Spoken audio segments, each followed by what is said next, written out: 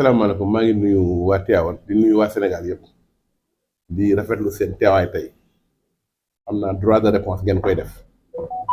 ndax nit ki buñ la sosalee normalement war nga mën a am droit de réponse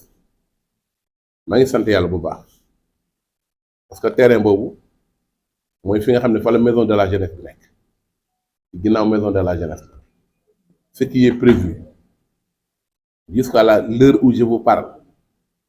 c'est un terrain de football avec un terrain de basket. C'est ce qui est prévu là-bas. Il n'y a jamais eu de lotissement. Amul lotissement bu jaar conseil, amul leneen. Maintenant, il y a une partie bu nekk au fond bi nga xam ne fii la fa la kër yi nekk. Il y a 4 parcelles qui sont là-bas. Ou 5 parcelles, je ne sais pas. Je ne me rappelle plus. Sur ces 5 parcelles, on avait fait une annonce en disant ici, képp ku am problème ci suuf na nga ñëw indi ñu régulariser la loolu la ñuy defoon y a une certaine personne benn nit moo fi ñëw indi 4 anciens attributions yi nga xam ni moom lañ ko joxoon depuis le temps de Diagne Sy bu mu ñëwee joxe ko ñu teg ko sur place bi ñu ñëwee ñu xool ko ñu ne kat nañ ko jëlaat delloo ko parce que bi ñu vérifié ba pare ñu ne kat nañ ngeen ko delloowaat terrain ñu delloo ko parcelles yi avant-hier ça fait 3 jours conseil bi am benn conseil municipal bu dugal papier bi moo ko jox en disant que dama def lotissement ma ne non defuma lotissement dama régulariser li nga xamee ni que moom waa ji moo ko indi muy Fall muy Adama Naar donc 4 parcelles yooyu lañ fa joxe espace bu toll noonu est-ce que 4 parcelles mooy lotissement 4 parcelles yooyu rek laa fa signé donc bu fekkee 4 parcelles mooy lotissement kon lotissement laa fa def mais ñëpp xam nañu que 4 parcelles c'est pas un lotissement régularisation boobu ñu def foofu li tax ñu def ko aussi on l'a fait sur la base de documents clairs nets et précis donc ñun amuñu dara lu ñu ciy nëbb la fa nekk na foofu bari na ay problème yoo xam ni man maa demal sama bopp je suis parti moi-même sur le terrain pour regarder ba ma agsee ci terrain bi j'ai vu que travaux yi ñu doon def am na benn zinc bu ñu clôturer wax naa entreprise bi mu dindi ko xam naa ne tey dana ko dindi parce que dama ko ne woon dindi ko parce que il faut ñu clôturer ko pour nit ñi xam ne fii terrain de football loolu am na fa ci ginnaaw école bi gis naa aussi ñoo xam ne fatt nañ fa benn mur def nañ fa benn mur pour fatt benn yoon boo xam ni mooy génn ci sapeur pompier donc dama demal sa bopp yónni ma benn doomu aadama dama dem sur place xool gis donc problème bi lii rek la amul lotissement foofu musta am lotissement donc bu nit ñi créé loo xam ni du dëgg nit ku booy wax da waxal ngir yàlla rek 4 parcelles yi nga xam ni moom lañ fa doon régulariser depuis Diagne Sy Mbengue la woon kon man amoo dara lu ma ci représentant bopp ainsi de suite loolu mooy nekk ci place terrain boobu donc maa ngi jégalu quoi c'est-à-dire Thierno Ka c'est le chef de quartier je pense man bi may nekk maire falaa fekk jàkk ji falaa fekk daara ji falaa leen fekk nag yi ñu takk foofu mooy nag yi nga xamee ni que place boobu foog ñu takk nag yi mooy 4 parcelles yi ñu signé fi nag yi nekk mooy 4 parcelles yi pour mu gën a leer 4 parcelles yi mi ngi yem ci fi ñu takk nag yi premier foofu la 4 parcelles yi yem à part loolu amul leneen lu ñu fa signé kon loolu leer na kon te 4 parcelles yi signé lu ma ko Thierno Ka Adama Fall laa ko signé donc gisuma kon ban relation lañu mën a am ak Thierno Ka man Thierno Ka ñëwul si man gisuma ko bu ma ko gisee dañoo chef de quartier laa gisee li ma bëgg a leeral Diagne Sy Mbengue n'a rien à voir là-dedans pour man parce que document la boo xam ne depuis Malick Diop la woon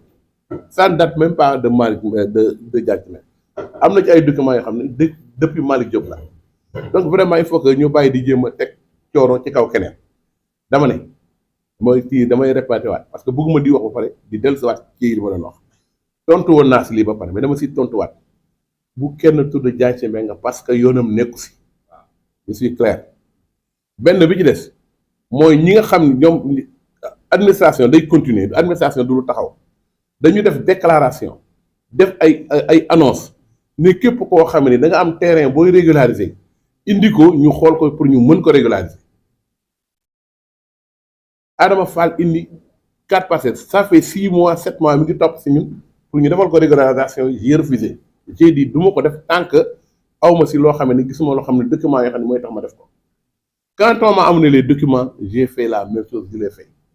pour man c'est quelque chose de clair de net et de précis amul leneen lu ma si def 4 parcelles moo tax ma ne 4 parcelles yooyu ñu ma signé bu fekkee mooy lotissement sur 1 hectare ça veut dire que kon loolu nit ñi war nañu xam ne que loolu wax boobu jubul muy beneen bi ci des espace boobu nga wax ba may commencé wax laa ne c'est prévu dañu fay def terrain de football ak terrain de basket moi j'étais clair que ça c'est la politique de la commune c'est pas moi qui l'ai décidé amul benn doomu aadama bu mun a indi këyit bu wonee ni que jox nañ ko këyit foofu ci terrain amul lii dama bëgg d'abord ngeen xam ne ñun on travaille là-dessus depuis que man ma nekk ci mairie bi dama ne kenn du laal benn tool te borom tool bi ñëwul signé convention ndax boo duggee ci toolu jàmbur te d'accordu leen bu subaa bu problème yaa ko tooñ moom laa mës a wax moom laay appliqué tamit bi ñu commencé liggéey pour la première fois dañu commencé liggéey parce que du benn promoteur moo fa nekk y en a plusieurs benn côté bi liggéey nañ ko presque ba mu jeex amul coow kenn déggu ci coow moo nekk ni mooy premier dossier bi foofu 25 hectares ndax pour lotissement bi dafa yàgg dama bu fekkee damay dellu ci Genève ci acquis lotissement bi am na 5 ans am na autorisation de lotir am na yëpp depuis 5 ans kon man bi may ñëw ak léegi ça fait 2 ans kon fii laa ko fekk promoteur yi may liggéeyu loo tamit ñoom ñooy nekkoon ci dossier bi kon ñoom it fii laa leen fekk kii mooy benn première partie bi mooy yi nga xam ni moo nekk ci kaw ñooñu liggéey nañ ko ba mu jeex presque fii li ñu fa bind fii du man maa ko bind dama leen di woon ngeen di xam parce que tamit c'est trop nii la ñuy def protocole bi nii lay mel seeni borom ñooy bind ñooy signé bu ñu signé ma signé bu ko defee ñu doog a mën a laal sa tool kii mooy premier dossier bi bii defar nañ ko ba pare ñi nga waaj a dugal tali yi amul benn coow kenn def ci histoire beneen dossier bi bii mooy OMVS benn coopérative la boo xam ne dañuy jënd ay tool pour ñu lotir ko mu nekk ci biir lotissement bi li ñu def ñoom dañoo jënd seeni tool ba pare dugg ci lotissement bi kii yaa ngi nii seeni kayit a ngi nii ça veut dire amul ci kenn lii ku ko gis xam ni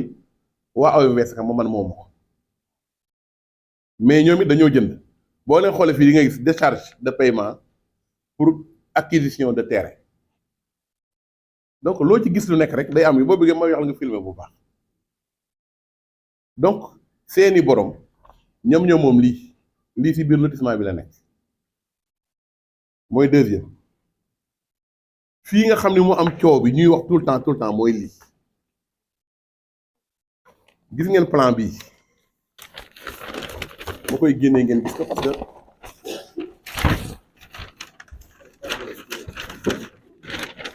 moo koy tudd xaaral plan de lotissement bi moo nekk fii bi ñu defee relevé bi koo xamee ni am nga fi tool rek sa tur mi ngi ci biir lii defaruma ko de fii laa ko fekk du mu leer ça veut dire que koo xamee ni am na tool ci li nga xam ne ci lotissement bi la bokk rek am nga fi sa tur mi ngi ci biir fii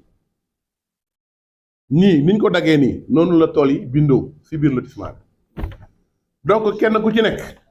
boo ñëwee dañ lay signaloo ne yow kat nga ne man am naa 1 hectare nga signé sa 1 hectare ñu bàyyi la sa morom ñëw signé 1 hectare am kenn par kenn waaw man bi ñu ko defee ñu def benn premier liggéey ñu commencé liggéey bi ñu xëy suba ne dafa am koo xam ne dañoo dugg ci toolam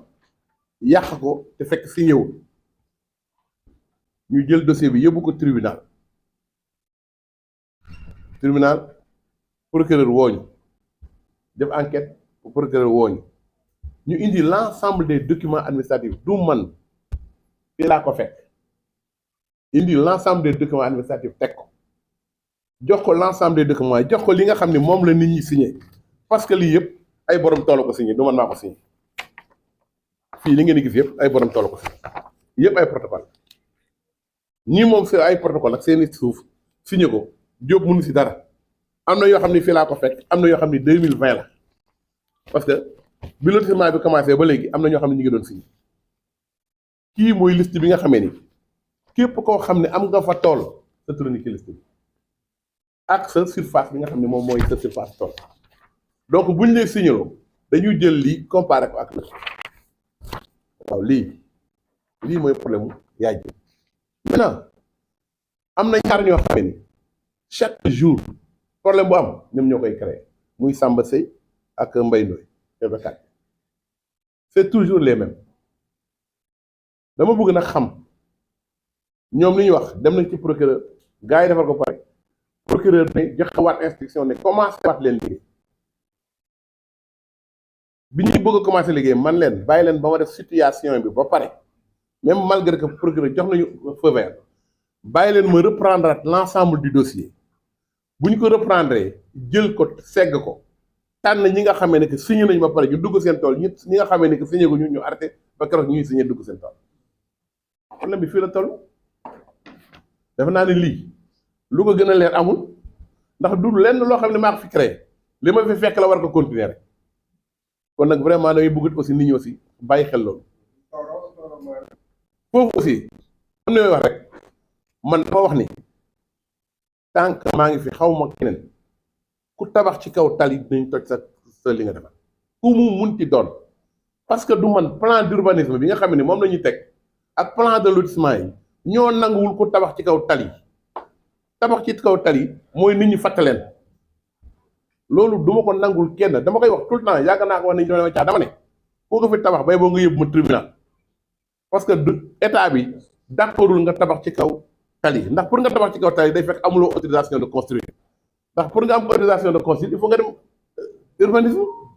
ku demul urbanisme demul fenn xëy suba rek gis benn ruq rek nga ne naa ko tabax ci kaw tali bi jóob bu ko fa fekkee da koy dindi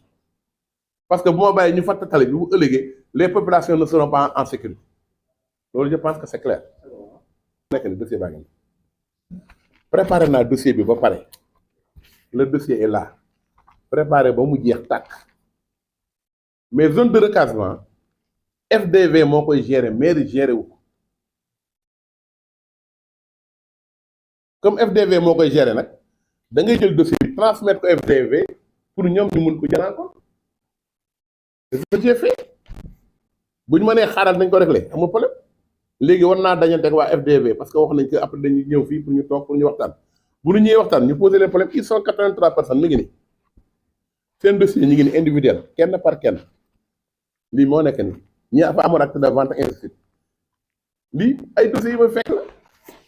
mais defaroon naa ko ba pare amul leneen lu ma si mën léegi damay xaaral waa FDV bu ñëwee bu boobaa ñu traité ko kon nag Diop fan la duggee ci suuf je veux que ça c'est clair ba dama bëgg nit ñi rek xam ni que nit ku nekk looy def ko nga ñeme li ngay def lan la boo ko ragalee boo liggéey moo lay gaañ lii moom mooy dossier FDV kon tey am nañ ñëpp am na wax ngeen dossier FDV wax naa leen wax ngeen yaay ji wax naa leen wax ngeen toor wax naa leen ku ñëw ci kaw tali lañu tabax mooy 2 voies yi ñu def 2 voies yi ñu def ñoom dañoo daggoon tali bi yéeg ci kaw 2 voies bi ma dagg ko ma dindi ko ndax tali la tali moom ku si tabax dama koy dindi parce que amuloo këyit même bu la fekkee da nga am problème ci kii yow dama ci ki la jaay on est ouvert nag pour régler les problèmes fii am na beneen dossier il y a 80 dossiers de réclamation anañ il y a 85 dossiers de réclamation am na ay réclamation ñoo xam ne dañ leen jaay ba pare te liñ leen jaay baaxul wala liñ leen jaay faux la wala liñ leen jaay dañ ko trafiqué dama leen indi leen ñu ut solution kon kay man solution rek laa fi nekkee man néew ma fi indi problème je suis là pour amener des solutions néew ma fi pour indi ay problème donc loolu aussi. monsieur le maire wax ji leer na mais mënuñoo dem ba ñu am benn question bu ñu lay posé mooy par rapport ak le nouveau gouvernement bi nga xamante ne da nga daan liggéey ak le président Macky Sall en tant que président de la République léegi dem na monsieur le président Diomaye Faye son excellence moo fi nekk pour le moment yan ambition le monsieur le maire Diop Sy am ak le nouveau gouvernement. non El Hadj man mënu ma wax si nouveau gouvernement parce que amaguñu weer kuy doog a toog amaguloo weer nit ñi bëgg ñu juger la man Diop du ma ko def dama juger koo xamee ni liggéeyagul ñoom ñu ngi def seeni marque c'est quelque chose de normal man fa ma faroon ña ma fa àndaloon dama koy assumer ba léegi parce que nit ki boo farek moom munoo farek moom parce que nekk du fi rek nga ne baaxatul man du ma ko def ka ma faraloon moom laa faral Macky Sall nag dem na Diop moom ku ma mës a xam ni ci un indépendant même ba ma àndoon ak moom tamit dañ daan wax ma leen li ngeen wax d'accord ma si wala ñu bëgg def dara ma ne d'accord ma si bi may attaqué di wax naan leen na ngeen génnee booy yi boobu temps fan naa faral ci fan laa nekkoon ci Macky Sall ba ma koy wax kan nga mës a gis Sénégal mu ñeme ko wax man kenn kot ko wax dégguloo keneen ku ko wax boo demee 2 ans avant laa wax de bi ñuy def benn jour marche ñu tere leen marche bi man maa génn man ne bàyyi leen nit ñi ñu marche parce que seen droit la loolu maa ko def El Hadj man gisuma ku ma ragal ci àddina man yàlla kott laa ragal à part moom ragaluma doomu aadama ndax lu may dal yàlla ma koy teg doomu aadama mënu ma teg dara kon man li may def ci yoon laa koy teg. la question bi dama ko posé mooy ndax est-ce que président Demba Diop Sy pare na pour liggéey ñi nga xamante ni mooy le nouveau gouvernement Bassirou Diomaye Diakhar Faye. waaw dama ne commune bi moom dafa am ay objectifs am ay ambition yi ma am ci commune Tivaouane man maa ko xam ak waa Tivaouane man gis yi démembrement de l'État bés bu état ñëwee ne ma nangam mais ba xool li ma wax parce que démembrement état la boo nekkee démembrement état nag tu es obligé de travailler avec l'État dama naan léegi dootuma liggéey ak ñoom ba ma liggéey ak ñoom kan mooy perte waa Tivaouane day perte bu ñu ñëwee indi loo xam ne barki démb dem naa réunion sur les inondations bi ma demee réunion sur les inondations dama fa pour jëf dama fa dem pour Tivaouane am assainissement bu complet loolu dama fa yóbbu di. loolu dañu gis mu ñëw fii en tant que koo xamante ni Diop Sy kenn mënta wax famille Alaaji Malick te boolewul ko ci mu ñëw seet si xarit bi def geste yi mu def ñëwaat ci ziar général jëf ay jëf yu jëf ban appréciation la ci monsieur le maire de la ville de Tivaouane. waaw mais El Hadj dañuy rafetlu rek parce que geste la nit ki bu defee geste bu rafet ñëpp dañ koy rafetlu dañuy rafetlu li mu def rek te amul leneen loo xam ne mën na ko ci def parce que nit boo defee geste bu rafet mais ni fii dëkku teranga la ku fi def lu rafet nit ñi wax ko c'est comme ça fii Tivaouane mës nga gis Tivaouane nit ñëw fi ñu am comportement boo xam ne comportement bu dul noonu mësul am di amul ci benn kilifa bu mësul am même bu fekkee kilifa bi topp taw leen sax dañ koy jox gëddam yëpp vraiment loolu moom. Ils ont incriminé le maire d'avoir procédé à des lotissements, lui attribuer des parcelles à des privés sur leur terrain. Merci, Cheikh. Je vous remercie beaucoup de m'avoir posé cette question. J'ai suivi un peu le problème du point de presse des gens. Maintenant, ce que je vous amener seulement quelques précisions. Ça fait 5 mois, on avait fait des communiqués pour demander à toutes les populations qui sont à Tivaouane, qui ont des terrains litigieux, de se présenter et de régulariser leur situation. Un certain Adama Fall est venu, il nous a présenté des documents pour la régularisation. On ne l'a pas fait de suite. On a attendu, parce que quand on a fait le truc jusqu'à présent, on a attendu 6 mois. Les gens nous avaient dit que le délai qu'on avait donné pour que les gens puissent faire les déclarations était court. On avait donné un délai de 15 jours. Après, on a donné encore un autre délai de 15 jours. Ensuite, on est resté 6 mois avant de faire quoi que ce soit. Donc, on n'a pas eu de réclamation par rapport à ce dossier. Il n'y avait que 4 parcelles. Sur un terrain de 1 hectare 200 ou bien 1 hectare 400, je ne pense pas que régulariser 4 parcelles, c'est faire un lotissement. Et ces 4 parcelles qu'on a régularisées, on l'a régularisé sur la base de documents clairs. Donc, on n'a pas de souci par rapport à ça. Ça, c'est le premier point. Le deuxième point, c'est que dans cette zone, l'espace dont il parle, cet espace, on a prévu de mettre un terrain de football et un terrain de basket qui est derrière la maison de la jeunesse. C'est ce qui est prévu par le conseil municipal. C'est ce qu'on avait prévu au départ sur le conseil municipal. Donc, pour nous, il n'y a pas de problème. Il n'y a que les 4 parcelles-là que j'ai signées sur la base d'anciens documents qui existaient avant ma venue au niveau de cette commune. Et les 4 parcelles qu'on a signées correspondent à la place où actuellement il y a des bœufs et des vaches qu'on a mis sur cet espace. C'est la seule espace libre qu'on peut distribuer là-bas parce qu'on a mis des animaux Or, la place des animaux, c'est dans le forêt, c'est pas dans le quartier. C'est ça le vrai problème, il n'y a pas autre chose.